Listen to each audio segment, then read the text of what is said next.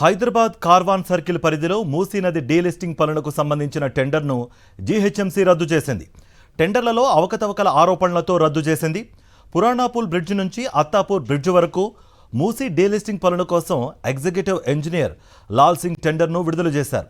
అయితే టెండర్లో 26% తక్కువ ధర కోట్ చేసిన బిడ్డర్ను పక్కన పెట్టి కేవలం 2% తక్కువ ధర కోట్ చేసిన సంస్థకు పనులు కేటాయించినట్లు ఆరోపణలు వచ్చాయి.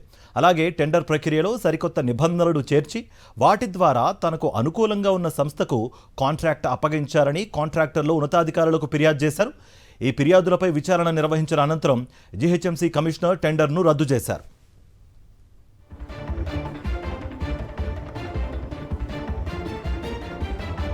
ఇదే అంశానికి సంబంధించి మరింత సమాచారం మా ప్రతినిధి సాయికిరణ్ అందిస్తారు. సాయికిరణ్.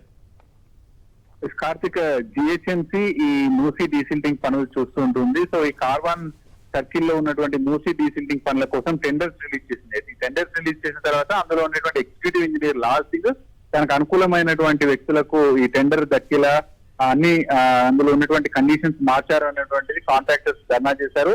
ఆ కాంట్రాక్టర్స్ వెళ్లి జిహెచ్ఎంసీ కమిషనర్స్ కు ఈ టెండర్ లో అవకతవకలు ఉన్నాయనేటువంటి ఫిర్యాదు చేశారు. ముఖ్యంగా ఇందులో 26% లెస్ కోట్ చేసినటువంటి బిడ్డర్ ను పక్కన పెట్టి కేవలం 2% లెస్ కోట్ చేసినటువంటి సంస్థకు టెండర్ ఏ విధంగా కేటాయిస్తారనేటువంటి చెప్పారు. అలాగే ఈ మూసీ నది ఏదైతే ఉందో అందులో ఈ డీసిల్టింగ్ చేసే పనులన్నీ కూడా అందులో మిషన్స్ చేస్తాయి. కానీ మిషన్స్ కి లాల్ సింగ్ అనేటువంటి ఎగ్జిక్యూటివ్ ఇంజనీర్ ఈఎస్ఐ, పిఎఫ్ ఇట్లాంటివి అడుగుతున్నారు. అవి కేవలం మనుషులకు ఉంటాయి కానీ మిషన్స్ ఉండవు. అట్లాంటి మిషన్స్ కూడా ఇట్లాంటివి కావాలి అనేటువంటి కండిషన్స్ పెట్టడం అక్కడ దొరికిపోయాడు ఆయన. సో ఇవి వెళ్లి కాంట్రాక్టర్స్ అంతా కూడా కమిషనర్ కు అసలు ఆయనకు సంబంధించినటువంటి ఎవరైతే వ్యక్తికి ఇటువంటి టెండర్స్ కేటాయించడం కోసమే ఇవన్నీ కండిషన్స్ మార్చి ఎన్నో సంవత్సరాలుగా కూడా ఇందులో దాదాపు 40 లక్షల వర్క్స్ ఉంటాయి ఒకసారి.